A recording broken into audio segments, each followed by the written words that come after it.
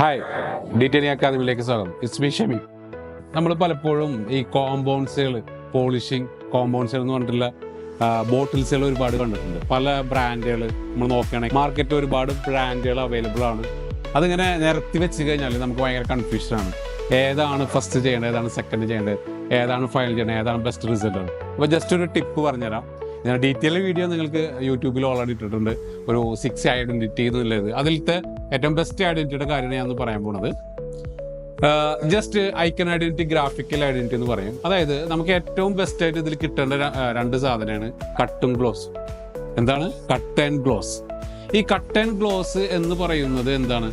നമുക്ക് ലെയർ, അതായത് ക്ലിയർ എന്നില്ല, ആ ലെയർ കട്ട് ചെയ്യണം, അവിടെ സ്മൂത്ത് ആക്കണം, ഗ്ലോസ് ആക്കണം. ഇതാണ് ശരിക്ക് ഒരു ഡീറ്റെയിലിനെ സംബന്ധിച്ചിടത്തോളം പെയിന്റ് കറക്ഷൻ എന്ന് പറയുന്നത്.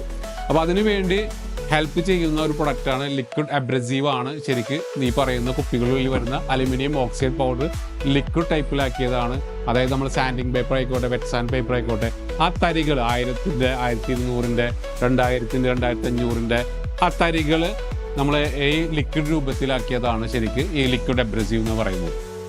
ഓക്കെ, ഈ ഒരു പോയിന്റ് നിങ്ങൾ കിട്ടില്ല. ഇനി ഇതിന്റെ ഏറ്റവും സിമ്പിൾ ആയിട്ട് ബെസ്റ്റ് ആയിട്ട് നമുക്ക് അറിയാം, പെട്ടെന്ന് മനസ്സിലാക്കാനുള്ള ഒരു ടിപ്പാണ് ഞാൻ പറയാൻ പോകുന്നത്.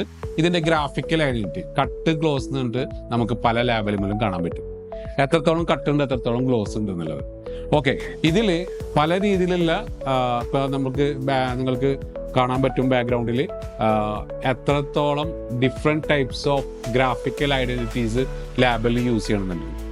അപ്പോൾ എത്ര കട്ട്, എത്ര ഗ്ലോസ്, നിങ്ങൾക്ക് എത്ര കട്ട് വേണം, എത്ര ഗ്ലോസ് വേണം. ഉദാഹരണം പറയുകയാണെങ്കിൽ ഈ ഒരു ബോട്ടിൽ എടുക്കുകയാണെങ്കിൽ നിങ്ങൾക്ക് ഇവിടെ കാണാൻ പറ്റും കട്ട് എത്ര മാർക്ക്, 10-ൽ എത്ര മാർക്ക്, ഗ്ലോസ് എത്ര മാർക്ക്, 10-ൽ എത്ര മാർക്ക്. അപ്പോൾ അത് നോക്കിയിട്ടാണ് നമ്മൾ എന്ത് ചെയ്യേണ്ടത്.